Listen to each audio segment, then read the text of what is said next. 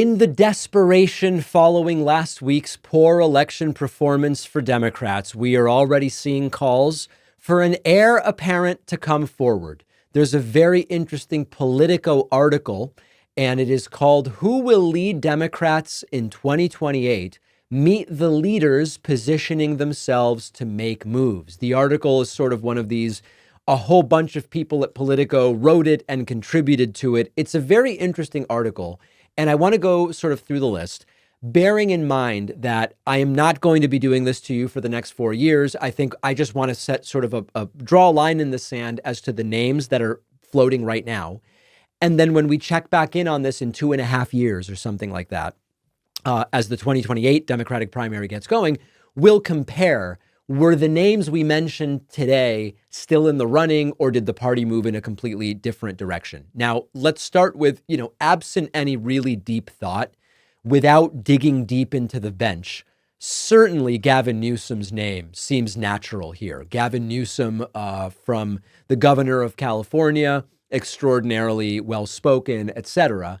But what other names are coming up? You've got Pennsylvania Governor Josh Shapiro. I think he's fantastic. I think he's excellent on policy. I think he's a great speaker. He's articulate. He's energetic.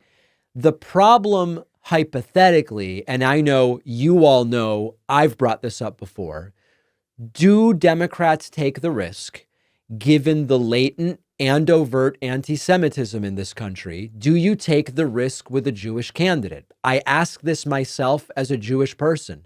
I hate that it's a question I have to bring up, but I don't know how many of you have been seeing what's going on in the Netherlands. We are seeing globally and in the United States a resurgence. It might not be in anti-Semitism, but in anti-Semitism people are willing to be public about, is the way I would put it. And is that sort of setting yourself up for failure to select a Jewish nominee? I think it would be fantastic. I think Shapiro is top notch, but that is a question. Going back to Gavin Newsom for a moment, he's tremendous on his feet. Optics of how he presents are excellent. Very much an existing target of the right. Even some Democrats don't like him and say he's not progressive enough. So while I think Gavin Newsom is a very interesting idea, he still seems like the natural person right now. We may feel differently about that in a few years. It seems like he's inevitably going to be the nominee at some point.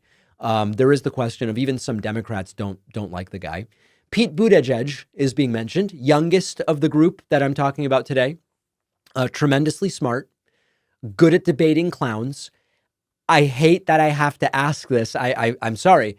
Will the country that just elected Trump vote for a gay guy for president? It's horrible that I have to ask this question. I don't know. With Shapiro and Buttigieg, will there be a significant contingent of the country that says that's DEI, they're being chosen for their identity or whatever? I don't know. The Politico article also mentions, hey, you know what? Kamala Harris could run again. I will be honest. Maybe it's too soon. The election was only a week ago. Kamala Harris is brilliant. When I met her in March, I was totally impressed with her ability to talk about any issue extemporaneously, think on her feet. I voted for her. She would have made a great president. Did we fire that bullet already? And thus, it's not a good idea given the defeat that she already faced. Certainly a question that we have to ask. What about Tim Walz? Tim Walz is a great idea in terms of fighting the sissy men thing. As you all know, Hunter, football coach, knows how to fix a transmission and a clutch on a car and all of this other stuff. Did he sort of fail out by losing last week? And when Democrats say they want someone younger, will 64, 65 at the time of the next election be young enough? I mean, it's certainly much younger than Biden and Trump. The contrast with Trump will be 80, whatever at the end of his term. Tim Walz at 64 certainly would be a much younger man. But is the combination of the failing last week and his age at that point potentially a liability? Then you've got the folks that always say, oh, we need Kentucky Governor Andy Beshear. Andy Bashir, he's perpetually mentioned. And the idea is you bring a Southern Democrat, a Democratic governor from a red state. He'll appeal to red state voters. Now, this is something that keeps getting repeated. It's been floated around since the year 2000. But I don't know that it really matters right now. And so for me, it's more about, does Andy Bashir have the notoriety? Because one of the things we learned earlier this week when AOC asked her followers, why'd you vote for me and Trump, to the people that did?